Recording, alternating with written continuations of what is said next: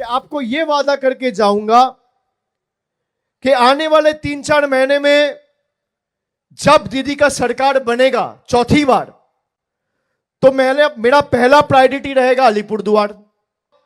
और कम से कम चाय बागान में आपका 250 से 300 रुपया डेली वेज हो, यह मैं सुनिश्चित करूंगा।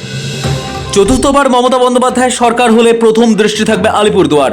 কমপক্ষে চা বাগানে 300 টাকা দৈনিক মজুরি করার চেষ্টা করা হবে। আলিপুরদুয়ারে দাঁড়িয়ে বড় ঘোষণা অভিষেক বন্দ্যোপাধ্যায়ের। শুধু তাই নয়, এই ইস্যুকে কেন্দ্র করে বিজেপি সরকারকেও আক্রমণ করেন তৃণমূল সেনাপতি। শনিবার আলিপুরদুয়ারের সভা থেকে এসআইআর এর একাধিক ইস্যুতে সরব হন অভিষেক বন্দ্যোপাধ্যায়। তিনি বলেন, চা বাগান অধিগ্রহণের কথা বলেছিলেন প্রধানমন্ত্রী নরেন্দ্র মোদী, বিজ্ঞপ্তি দিয়েও পরে বাতিল করেন। তবে বিজেপির মতো মিথ্যে প্রতিশ্রুতি দেয় না তৃণমূল। क्योंकि यही डिफरेंस है, यही फर्क है बीजेपी और तृणमूल कांग्रेस का सरकार में, कि बंगाल में बीजेपी हारी तो बंगाल के सारे पैसे बंद, बंगाल में बीजेपी हारी तो बंगाल के सारे पैसे बंद। अलीपुरद्वार में तृणमूल कांग्रेस हारा तो 5 साल में कोई बीजेपी का नेता कार्यकर्ता अगर मुझे दिखा दे कि भाई अलीपुरद्वार में, कालचिनी में, कुमारग्राम में या फलाकाटा में तृणमूल हारा है और एक मां को, एक बहन को लक्ष्मी भंडार नहीं मिला है, मैं आपके सामने मुंह दिखाने कभी नहीं आऊंगा। यही फर्क है बीजेपी में और तृणमूल में।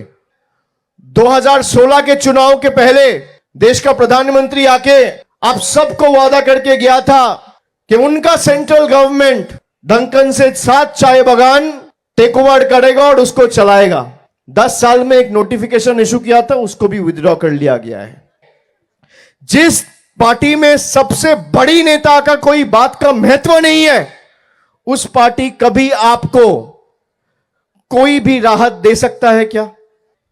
या पार्टी की ट्रेड यूनियन के लोग, पार्टी के पंचायत के लोग, या मैं आके खुद आपको वादा करके गया था, वो सारे वादे मैं निभाऊंगा।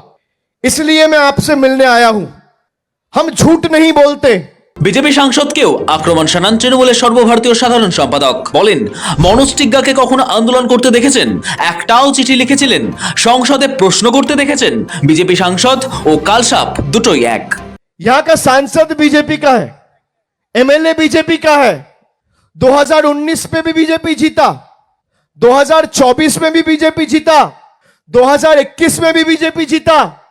जरा पूछिए इनसे, चाय बागान का एक मां, एक भाई, एक बेटे के लिए उसका ईपीएफ का जो दिक्कत होता है, उसके पानी का जो दिक्कत होता है, उसका डेली वेज का जो दिक्कत था, 10 साल में एक चिट्ठी कोई केंद्र मंत्री को बीजेपी का कोई विधायक या सांसद ने लिखा है? भाई उल्टा ये लोग आपका पैसा बंद करवाते हैं। শনিবার আলিপুরদুয়ারের সভার মাঝে সাধারণ মানুষের অভাব অভিযোগের কথা শোনেন অভিষেক। সেখানে তাকে চা শ্রমিকদের মজুরি নিয়ে একজন প্রশ্ন করেন।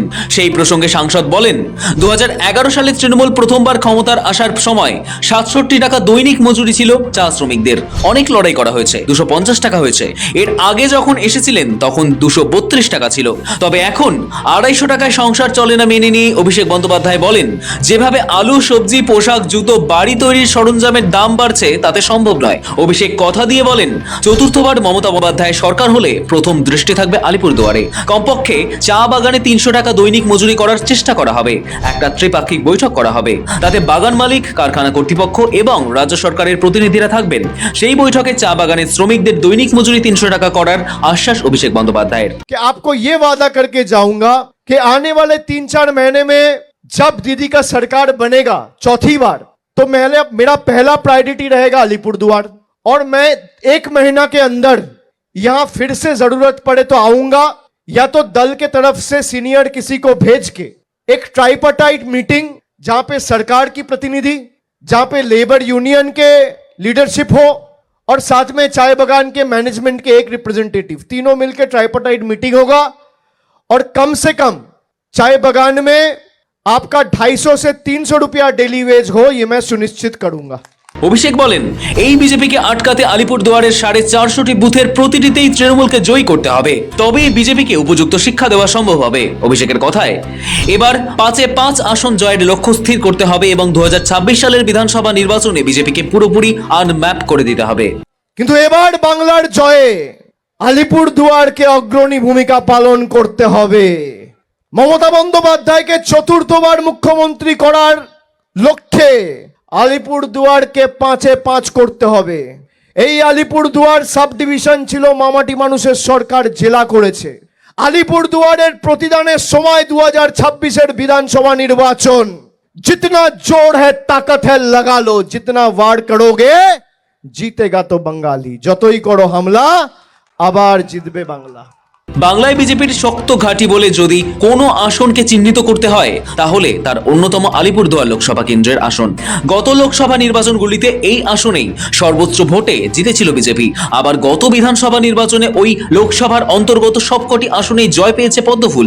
তবে ধীরে ধীরে সেই সমীকরণ বদলাতে শুরু করেছে। 24-এর লোকসভা নির্বাচনের পরে বিধানসভা উপনির্বাচনেই ঘাসফুল ফুটতে শুরু করেছে আলিপুরদুয়ারে। এবার সামনে আরও একটা বিধানসভা নির্বাচন। সেই নির্বাচনে আলিপুরদুয়ারকে বিজেপির হাত থেকে ছিনিয়ে নেওয়াই যেন চ্যালেঞ্জ তৃণমূলের। আলিপুরদুয়ারের মাটিতে দাঁড়িয়ে অভিষেক বন্দ্যোপাধ্যায় সাফ বলেন, বিজেপি এখানে বারবার জিতেছে কিন্তু মানুষের কথা মনে রাখেনি। কিন্তু তৃণমূল আলিপুরদুয়ার হেরেছে তবুও উন্নয়ন থামেনি। এটাই বিজেপির সঙ্গে তৃণমূলের পার্থক্য। তাই এবার নিজেদের অধিকার বুঝে নিতে আলিপুরদুয়ারে 5টি আসনে তৃণমূলকে জেতানোর আহ্বান জানান অভিষেক বন্দ্যোপাধ্যায়। সানি রয়ের রিপোর্ট, সময় কলকাতা।